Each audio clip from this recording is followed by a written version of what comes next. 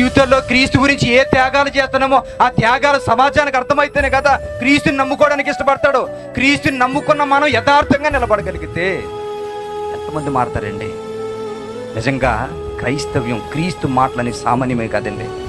ఈ భారతదేశంలో విభిన్న మతాల కలయిక కలిగినటువంటి దేశం. ఇప్పుడు ఏ మతంలో ఉంటున్నటువంటి విషయాలైనా చాలా మందికి తెలుసు. సెంట్రల్ జైలుకి వెళ్ళండి. సెంట్రల్ జైలుకి వెళ్ళిన తర్వాత అక్కడ ఈ భారతదేశంలో ఉన్నటువంటి అనేక రకాల మతాలు కలిగినటువంటి వ్యక్తుల్ని ఆ ఖైదీల దగ్గరికి పంపించరు. ఎవరిని పంపిస్తారో తెలుసా? క్రీస్తు యొక్క జీవితాన్ని ప్రకటించడానికి కంకణం కట్టుకున్న సేవకుల్ని మాత్రమే, క్రైస్తవ సేవకుల్ని జైల్లోనికి పంపించి ముద్దాయిలకు వాక్యం వినిపించమంటారు. తెలుసా? ఎక్కడికైనా వెళ్ళండి, ఏ మతాల్లో ఉన్న వాళ్ళైనా తీసుకువెళ్ళి ఖైదీలతో మాట్లాడమని చెప్పరు.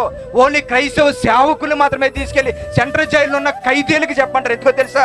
వారి జీవితం బయటకు వచ్చేటప్పటికి వాళ్ళు ఏం చేస్తారు తెలుసా? వాళ్ళ బ్రతికేటు అర్థమయ్యేటప్పటికి ఈ పాపలోకంలో నేను చేసిన దుర్మార్గమైన కార్యక్రమానికి నా జీవితం ఎలా బలైపోతుందా, క్రీస్తుని నాకు పరిచయం అనేందుకు బాగున్నదని వాడు ఈ బూతులు కానీ, అబద్ధాలు కానీ, దొంగతనం కానీ, వ్యభిచారం కానీ ఏది విషయాలు అయితే పట్టబడ్డాడో ఇంక నుంచి వాడి జోలికి వెళ్ళని, క్రీస్తు గురించి బ్రతుకుతారని డైరెక్ట్గా ప్రభుత్వమే, పోలీస్ డిపార్ట్మెంట్స్ ఏం చేస్తారో తెలుసా? కొంతమంది సేవకులను తీసుకొచ్చి వారానికి ఒకసారి సెంట్రల్ జైల్లో వాక్యాన్ని చెప్పిస్తారు. ఇంకెవరిని పంపించరు. పూజలు చేస్తామన్నా పంపించరు, ఏవేవో చెబుతామన్నా పంపించరు.